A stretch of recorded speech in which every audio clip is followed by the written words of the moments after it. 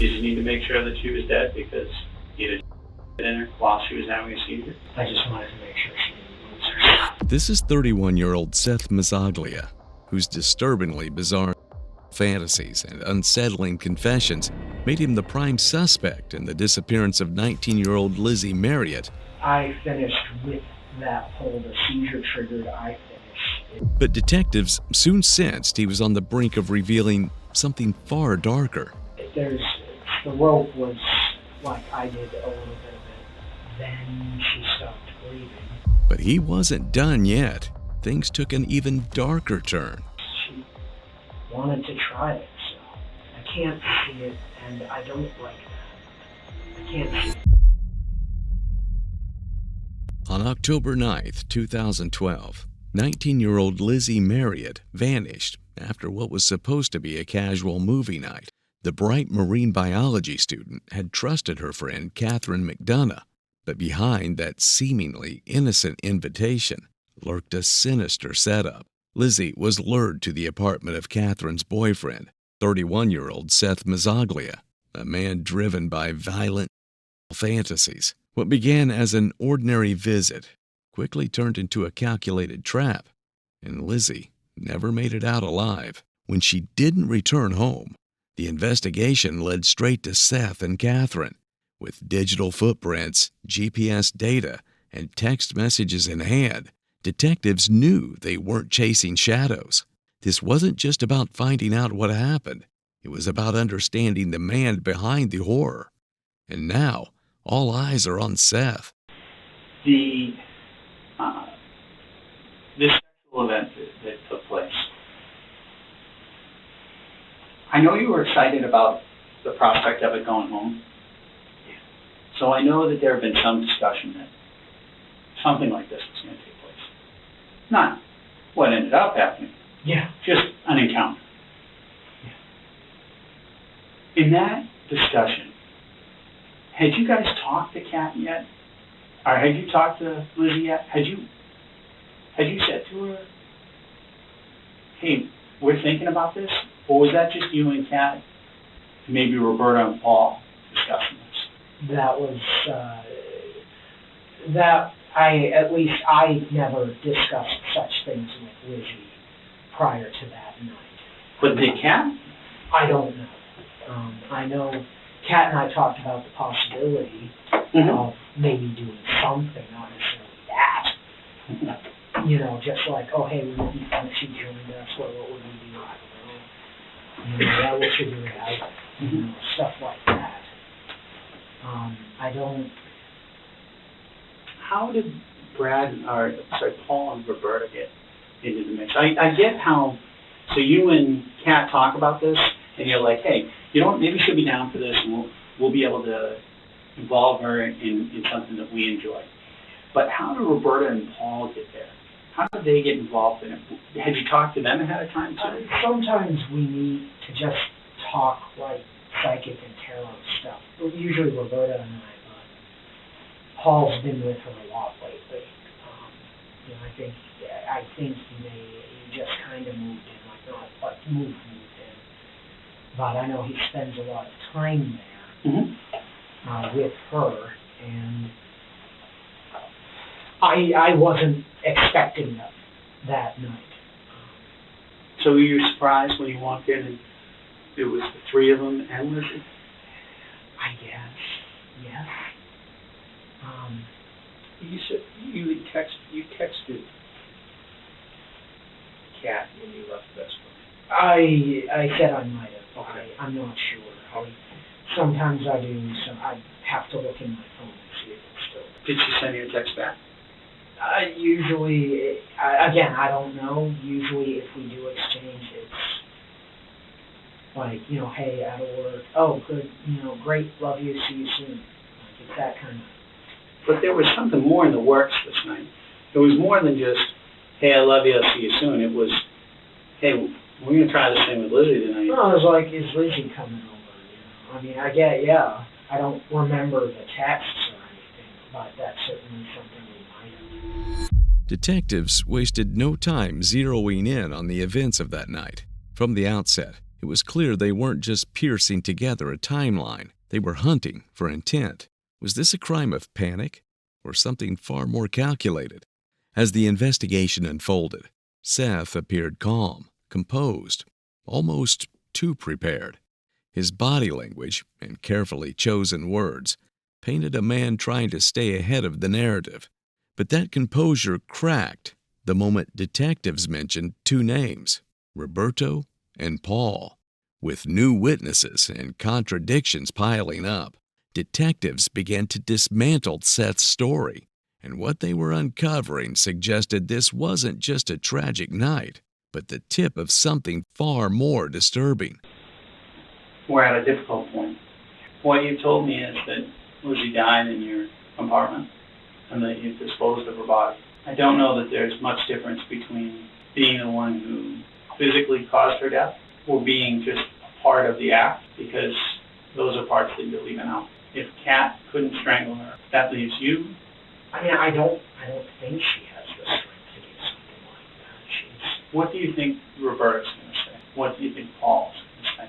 I'm expecting they'll have some whole other story. Like what?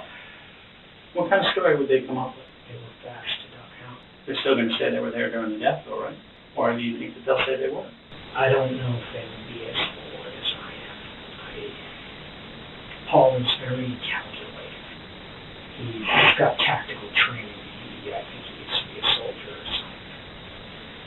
He's smart. You described the other intimate encounters you have with multiple partners. You always described that that Kat was in between you and the other person. Is that how this went down too? I don't know. You said that you're very safe when you have. Yeah. Do you wear a condom? Yeah. Did you wear a condom that night? I assume so. I always, especially with strange people, I always do. Mm-hmm. When we drove back to your place, you saw that there were police cars out front. Mm-hmm. So in your mind, you know that at some point we're going to be seeking to search that residence. Yeah. Is there anything that you're worried about us finding in there? I'm just worried about you letting my cat out. Oh, don't worry about that. just be nice to her. How about the condom? Did you penetrate Lizzie?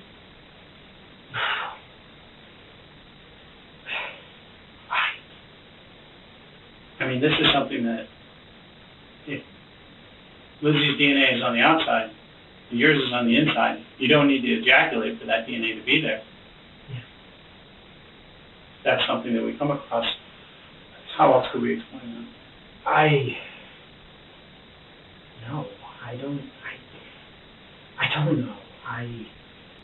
I don't know, and I would like to know where Kat is if I could. Okay, she's at Newington. There you go. I forgot to tell you that one now. I didn't want to interrupt her before, but she's at Newington. Okay. She's fine. Everything's... Hey, let me ask you something about that. While we're on that topic of the intercourse and the kind of the play that went on there, was there any play after Lizzie died? No. No exploration? No. So no.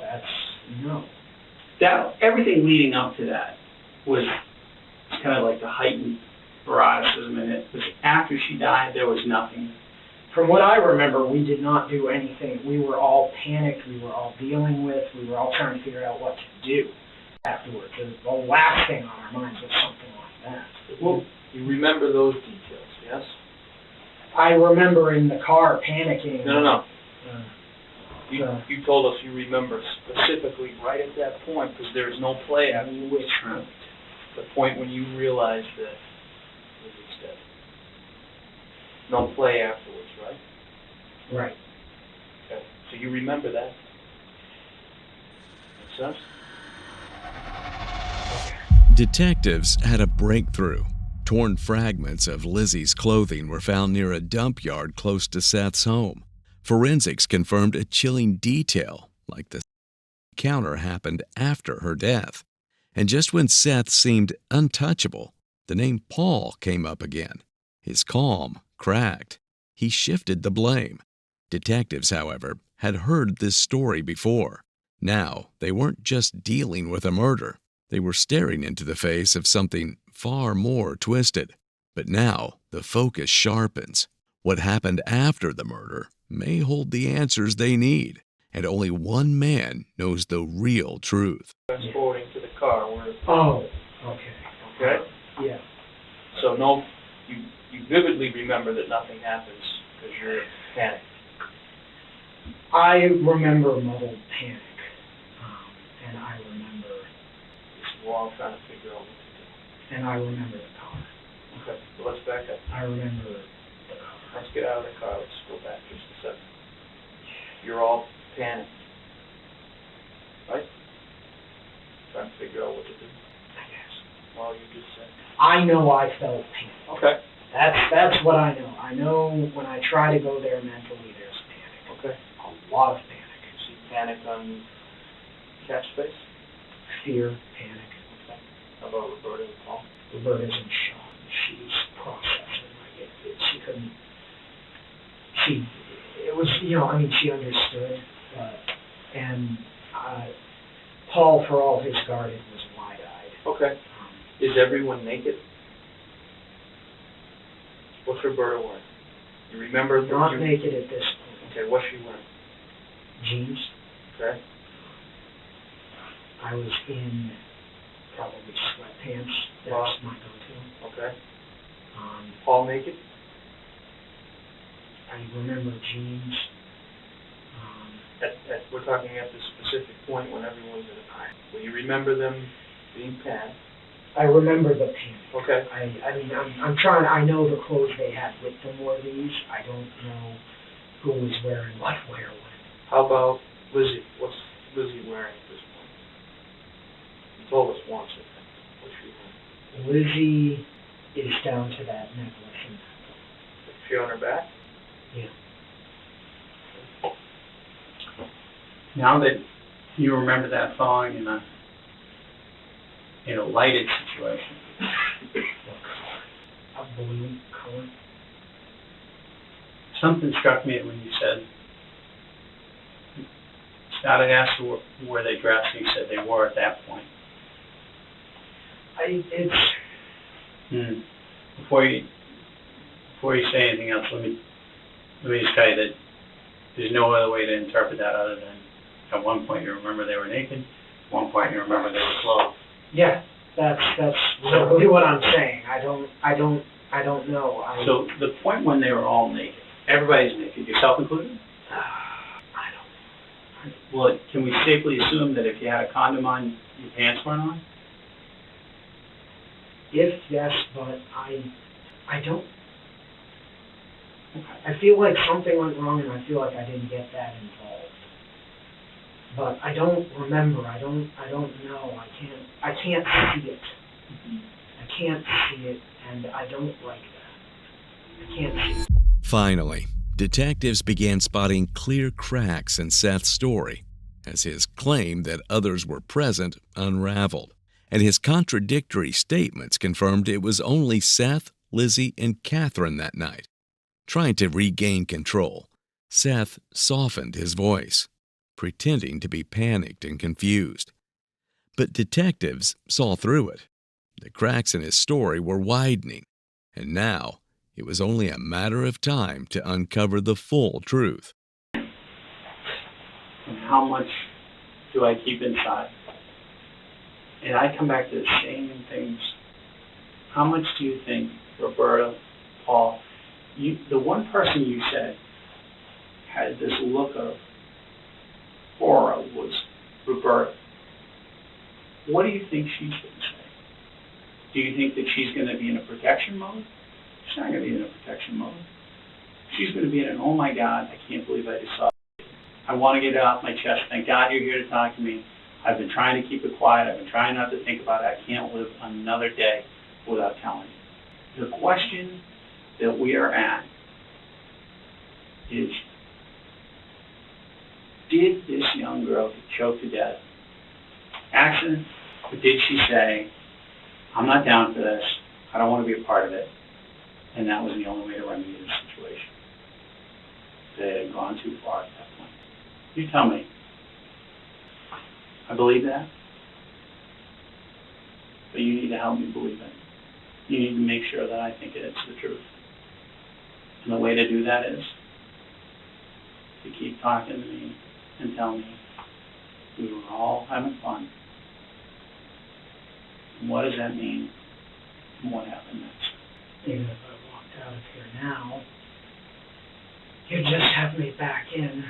Well, as we've discussed on a number of occasions, you can walk out that door at any point. You can ask me to give you a ride anywhere at any time.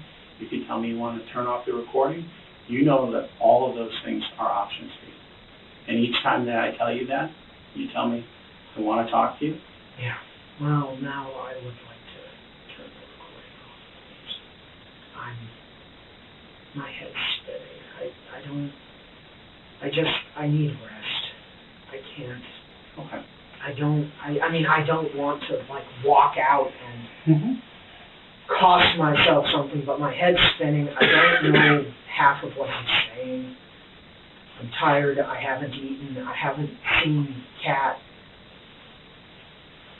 I'm going to honor your request.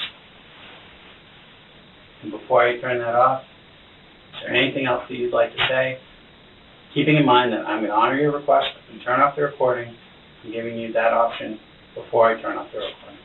I just want to say thank you, and thank you for how much you've been with me through this. And that I want to help, but I need time to recover a little bit. This is a lot. Oh, I know it's a And lot. I know you know that, and Right. I need that time. I miss the people that I love, and I want to see them. I want to see my cat. It's approximately 2,200 hours. I'm going to turn off the recording. Yeah, Brian, can you flip that one? Here's With mounting evidence and key testimonies, detectives begin to piece together a chilling truth. Lizzi may have resisted what Seth tried to label a consensual encounter, and with his violent, controlling past, things likely escalated fast. Kathryn's family had seen the signs. Seth wasn't just possessive, he isolated her, controlling every part of her life.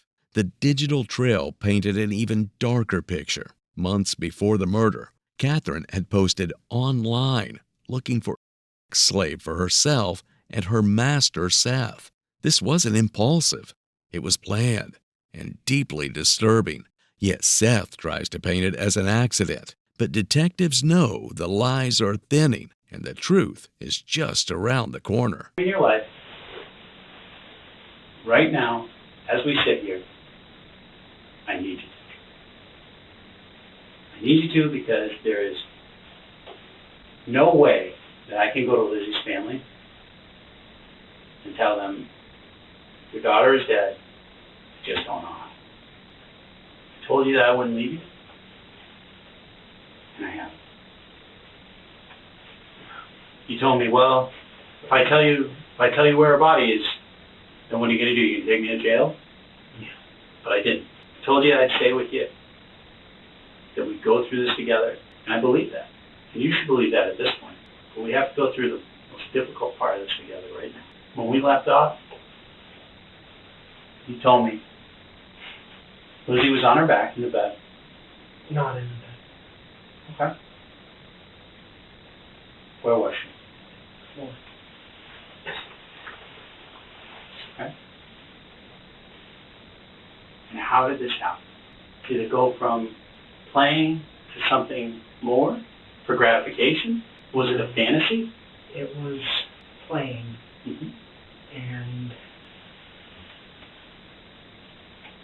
Remember what I told you. This will be the hardest part of our night together.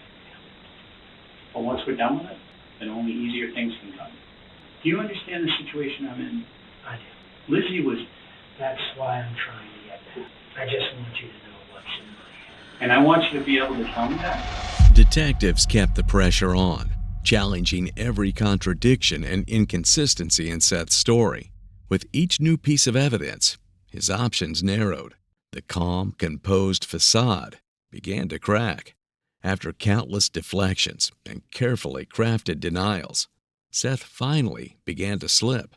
He offered fragments of the truth, just enough to stay in control. But what he revealed next went beyond simple involvement. Lizzie's on the floor.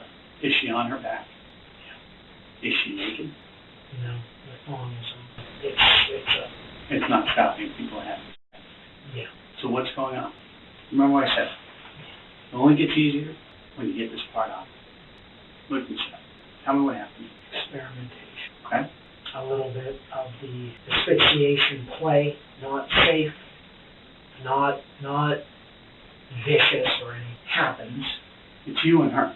I mean, I think we're at that point where we can say. I'd rather. We'll come back to it. Talk to me about asphyxiation. It's playful.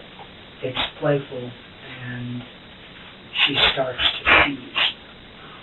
I know a seizure when I see it. I recognized what I saw as, what's the position called? I believe it was decorticate posture. What makes you think that she's seizing as opposed to she just can't breathe? Because someone who can't breathe, I think they would fight, they would claw, and that didn't happen. You said that the thong wasn't stopping you. Were you inside her while this was going on? I, at one point, may have taken a turn in the group behaviors. But it's more than that. It's not. Let's remember that for the sake of this young lady, we'll say plan B. It's not behavior. It was having sex.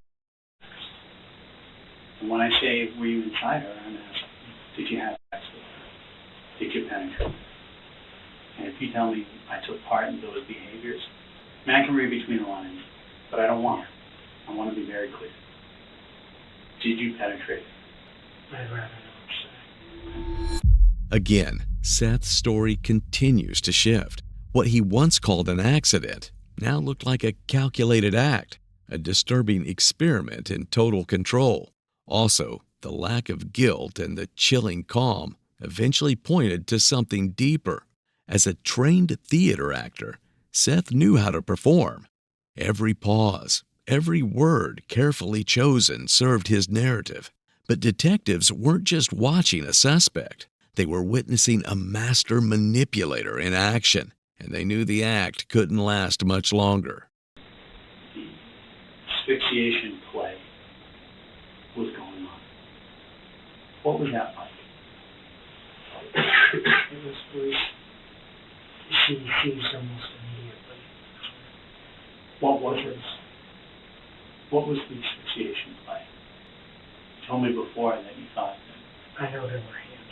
Her breathing around her neck had been choked off by hands. There is more, but I'd rather not say. When you say to me there is more, but I'd rather not say. It's because I want to say it. I'm just working my way there. I thought so. Yeah, that's right. You're getting to know me. A little bit. There were some ropes, cotton cord, like you get at the supermarket involved. Those were disposed of. Where? Well, laying all on the table. Yeah. No holding back. At one point, one of the ropes was around her neck. You know, I go out of my way to keep the knot safe, but I wasn't the one tying everything. Okay. And I frankly, I should have been because I know better. And it got stuck. She started seizing. So, as I envision this in my mind, you're having sex with her. What I'm lost at is, are you using your hands as well as the rope? Was the hands not really true, and it was just the rope? What's going on? It started with rope, and that seemed okay, and then hands caused the seizing. Okay, seems okay, just a little more, see what, be careful, but then all of a sudden the seizing started, and then she stopped breathing. Seth continues to play the victim, portraying himself as a sensitive, innocent man caught in a tragic misunderstanding. He clings to this narrative, doing everything he can to sidestep guilt. At one point, he even suggests that Lizzi somehow ended up in this situation, an eerie attempt to shift blame onto the victim. But detectives aren't buying it. Their focus sharpens. They want to know exactly what happened in Lizzi's final moments, how she moved, how she reacted, and what Seth saw in her eyes. Every question is designed to pierce holes in his carefully crafted story. When Seth finally breaks, his confession doesn't just contradict everything he said before. It sends a jolt through the room, exposing a truth far darker than anyone imagined. So what was the gesture? That's all right. And Seth, look at me. I'm not going to pass judgment on it because of the gesture. I just need to know what it is. Hand, wrist, flick. That's a tough one. What are we talking about? Just show it to me. Like that kind of a thing, just let me know. Something that's distinct so that if someone's like grabbing, it doesn't accidentally look like that, so we know, oh, hey, panic, or, okay, it was distinctive, but. And that brings up a great point. I'm trying to envision, as she lay there, what I envision is that you're between her legs, she's on her back, and that you're holding her neck. But what I can't figure out is where are her hands? What is she doing? By the point where anyone was in that position, the hands, that's initially they were just there as, oh, okay, no hard grip, no panic. And then the seizing started, and that's when everybody panicked. Your hands. But where were hers? That's what I'm asking. No, that's what I mean. She was not. Her hands were just back. You had said to me, I didn't want. They ended up seizing in eventually. So they ended up. They ended up like this kind of thing, which is part of the decorticate kind of. But that's after the seizure. But before the seizure, she didn't grab at your hands? There was no panic. Everything. No, I'm not saying panic. The individual. I'm not saying panic. I just, when you said, I didn't want this. Yeah, they weren't doing that. I didn't want this to be confused with this. Yeah. And what that tells me is that this was going on. I'm not saying she was panicking. No. That's, it wasn't like this. We wanted to make sure that either this or that gesture, which not one of my normal ones. Was she holding your hands? No. Okay. She starts to seize. Yeah. And what happens after that? She stops breathing. It's not something I've dealt with before, medically speaking. So, we got the rope off the neck. How did you get that off? It was, the knot was bad, but it wasn't stupid. It was, we were able to get it off, but by then, there was like the twitches, but we couldn't hear or detect, like, there was no pulse. And that's when quotes started going on, and we started figuring out what we were going to do. That period of time that you've just described, from the time that you're having sex with her, have your hands around her neck, she seizes, and then you stop. Does anything continue beyond that? No. So you stop right there. That's it. That we stop. That's how the moment long? something goes wrong. At this point, detectives use a subtle psychological strategy by downplaying the severity of the crime. This created a false sense of security, making Seth more likely to let his guard down and speak freely. The goal was simple: lower his guard, then strike with precision. As Seth settled into a false sense of control, detectives shifted the focus to Paul, baiting him to deflect or distance himself. The goal wasn't just to find out what happened, but also who was the mastermind. They expected manipulation, but what emerged was a revelation so dark it shattered every assumption they had. How long after that moment until you decide she's dead? Frankly, I can't give you a time stamp. I know we checked pulse several times. Where did you check her pulse? Carotid, radial. For a layman, explain to me where you're talking about. Up by the neck, Mm-hmm. down by the hands, and there was... Your carotid? Yeah. Your radial? Anywhere else? The dorsal on the foot. Checked in on her foot? Yeah, anywhere, just to see if we could get anything, but I couldn't feel anything except my own heart racing, and Roberta had a similar problem. She couldn't detect anything pulse-wise. She wasn't sure if she was feeling the pulse or just feeling her own pulse. And she was lying there, and then that's the panic. There was no movement, there was no pulse. How about Paul? I'd rather not say. I know that you'd rather not say. And I won't hold your feet to the fire to make you say, but I also know you well enough to know at this point that when you tell me, Joe, I'd rather not say, that means I need a couple minutes to build up the steam to tell you. But nevertheless, I know that you'll tell me. If you want me to wait a couple of minutes, I will. But if you want to be honest and just tell me what Paul was doing, I gotta tell you, I'd appreciate that. What about his involvement? It's so hard for you. You don't talk about him as if he's your best friend. I don't know. And frankly, Yeah. I think for all my fighting skill, I think he could take me down. He could hurt me. Okay. I think he's stronger right now. I'm out of shape. I'm smart, but he's got experience from something, and I don't know what. It's an unknown quantity to me. Well, how about this? The fact that you have such great concern about what it was that was going on with Paul tells me that it's either embarrassing or you judged it as over the top. So that leads me to two conclusions. There was some homosexual activity going on, or there was something over the top going on. So, which of the two is it? You know I'm not here to judge. There was no. Okay.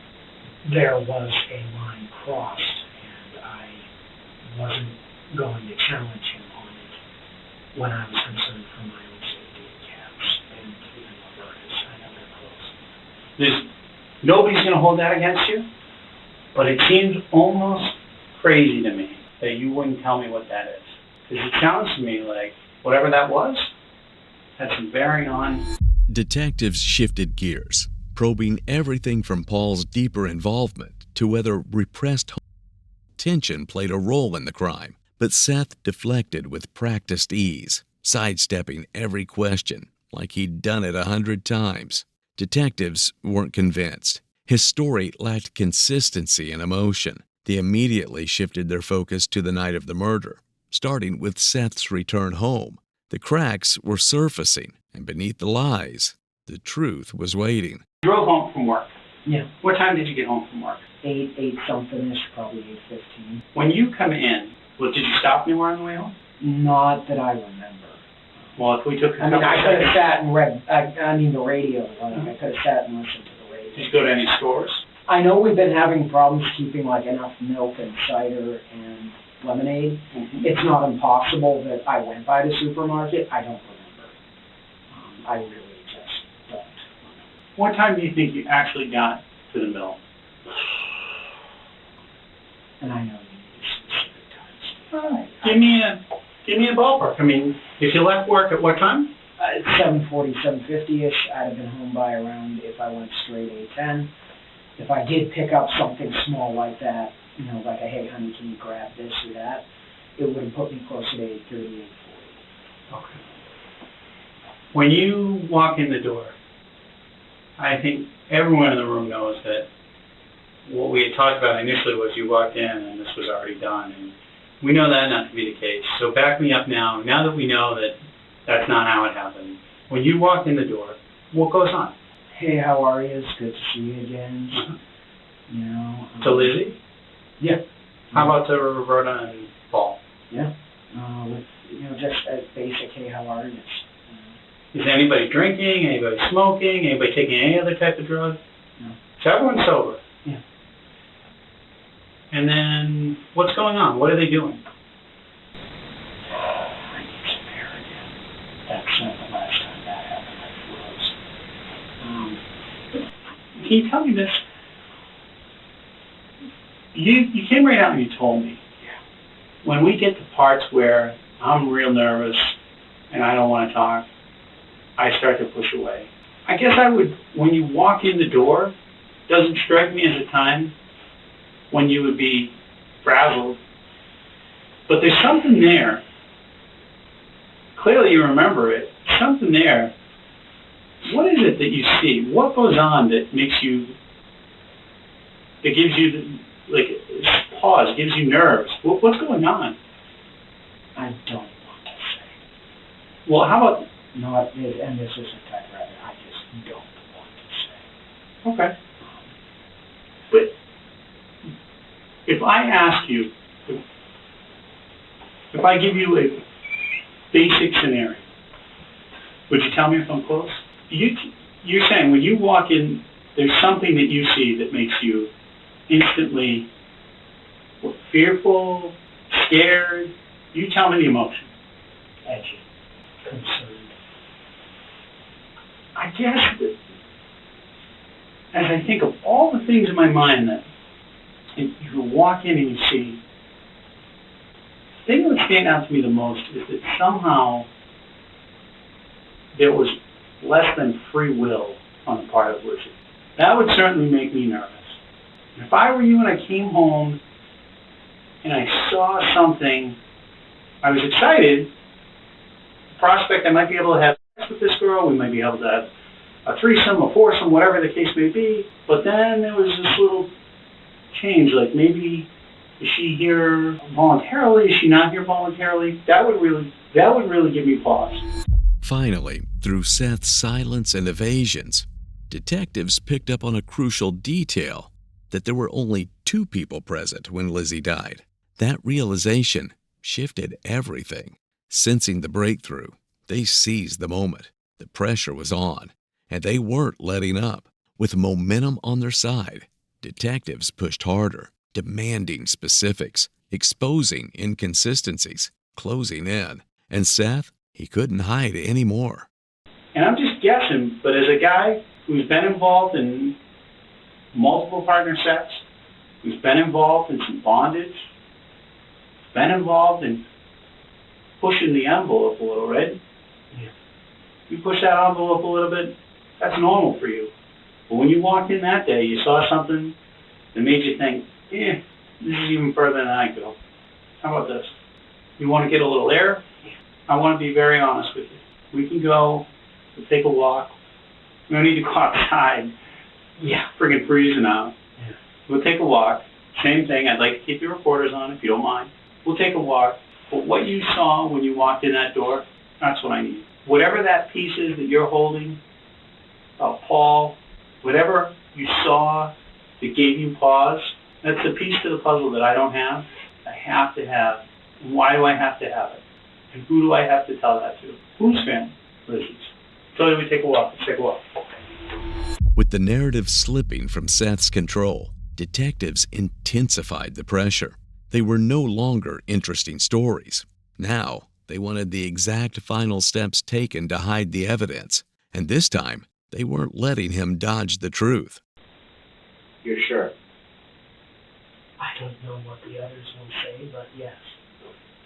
At this point, all I've got is my word against theirs. If someone else says, someone else did it, Sure. I've only got my word against theirs. But when this event happened, there was just the 3 of you in your apartment. Kat, Lizzie, and me. Then later, Roberta showed up with Paul. I wasn't expecting Paul. Okay. Along with When they showed up, where was Lizzie when they showed up? on the floor. Lying on her back. Same spot as to where? Same spot. Okay. What did you discuss? What the hell to do? I wasn't thinking. I wanted, what do we do? How do we deal with this? I want to make the world a better place, and then I fuck up like this, and you talk about F and fail. Whose decision was to bring it to the river? What's done is done, so. It was mine. Okay. Have you ever been to that spot that you? No. How did you know about that spot? Kat told me. So Kat was there before? She'd taken walks there with friends when she was young. So you two jumped in her vehicle, Lizzie's vehicle. Roberta, Paul, followed you. Roberta and Paul went away. Went away? Yeah. Okay. So when you got to the river, it was just you, Lizzie, And the body. and Kat. So Kat helped you just dispose of the body. You got back to the vehicle. Mm-hmm. Where'd you go from there? Drove it up to UNH. Okay. Left it in Maxwell, like I said. Sure. All right. So now you're without a vehicle. We walked home. You walked home from there. On foot. Yeah. What time do you think you got to UNH? I remember the bell ringing over the harbor at Portsmouth when we were finished. It was 3 something. 3 something in the morning? Yeah. Okay. And from UNH it would have been 4 something when we started walking back. What time do you remember getting back to your place? 6 something a.m. 6:15 maybe. Which route did you take walking back? Walked along one way. Okay. So you went by the Hannaford, it's kind of like your jogging Yeah. route? Yeah. Okay. Used essentially my jogging route, but the full 5 miles from UNH. Sure. Instead of just out and back. Did you guys stop at a convenience store or anything, get anything to drink, eat? No. We remembered being thirsty as hell. But we were waiting until we got home. We weren't thinking clearly. We were not sure what the hell we were doing or to do about it. And what time do you think you got back to your apartment? 6 a.m. 6 a.m.? At that point, I had been carrying both the cell phones, so wherever I went, her cell and my cell. I just wanted to make sure she didn't lose her cell phone because she forgets it so long. Seth's facade begins to crack. Desperate to maintain control, he chooses each word like a weapon, turning every answer into a performance. When he finally admits that Paul and Roberto arrived after Lizzie's death, it isn't remorse that drives him. It's the sheer necessity of keeping up with the unraveling lie. The story he tried so hard to protect is slipping away, piece by piece. He retreats into the role he knows best, the actor, casting himself as a misunderstood savior. He clings to a story no one believes anymore, but detectives see through it. The mask is slipping, and what comes next leaves the room in stunned silence. I think I wasn't sure. I didn't want to see it. And yet some part of me had the thought of what's going to happen. How will this end? And I panicked and I did that. Because you weren't sure she was dead? Because I couldn't tell either way, and I didn't want to look at it, and I couldn't. But I can't say either way. I mean, there's logic to that. I was emotional. I was acting out The portion of this that you told us, that you had sex with her, that you choked her, that Kat tightened the rope initially, that you finished tightening the rope. Is that true? The rope was like I did a little bit of it, then she did it, and then I there was timeline to that. Mm-hmm. That took time. Again, Seth tries to portray the entire crime as an accident. Yet at this point, detectives are focused on two things: whether it was premeditated and where Lizzie's body was hidden. Or whatever the hell it was, but it wasn't like grabbing, clawing reaction. And once this is done, and she has gone into a seizure, you finish. I finished with that pull. The seizure triggered. I finished.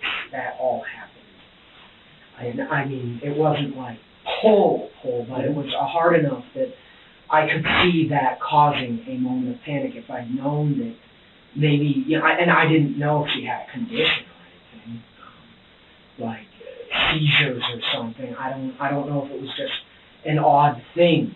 But it was arousing you, so you continued a little bit further. A little bit, but within, I didn't intend to like shut her down or anything. I just,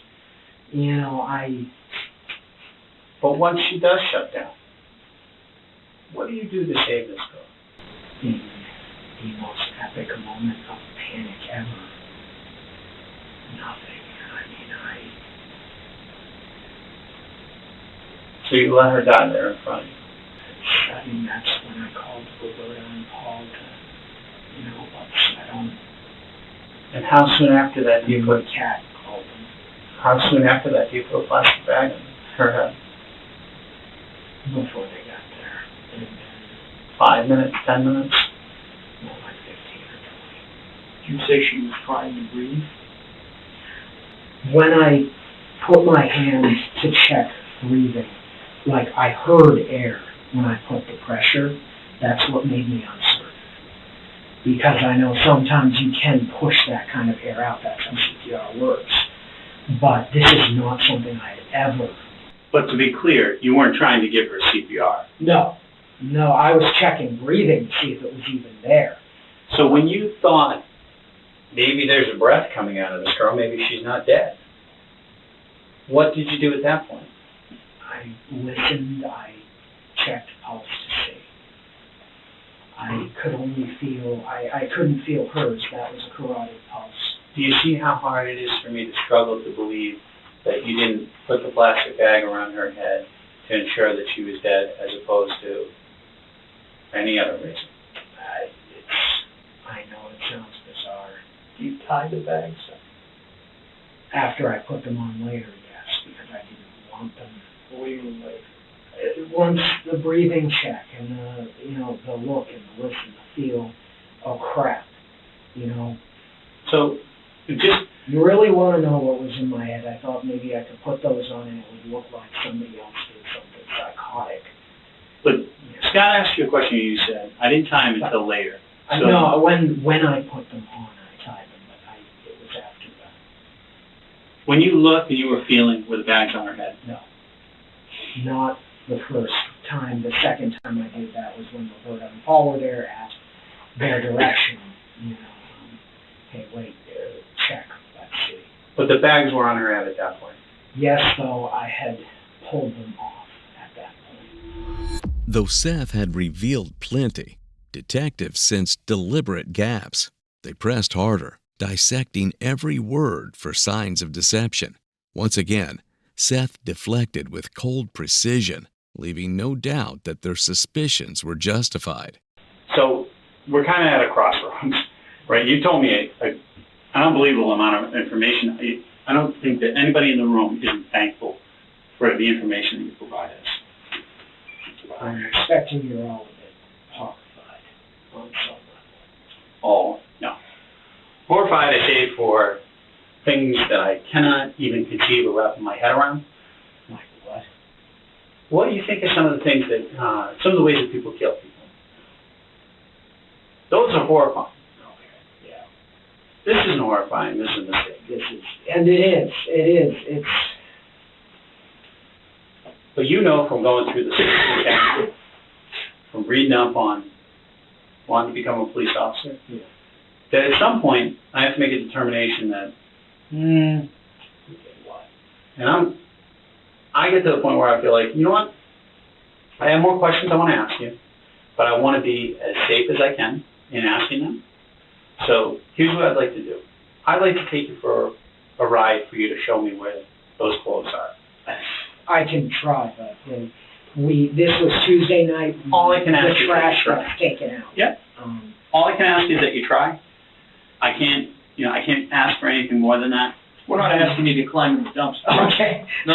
Well, I mean, I don't want you to think, it's like with the body. I mean, we threw it in that water for a reason, because we knew that the tides might take it, things like that. Seth, all we're looking for you to do is say, That's there or there. Yep. And I will point you on the path. Will you be able to do that? I cannot promise you I will remember the exact dumpsters or what. I couldn't promise you that I could.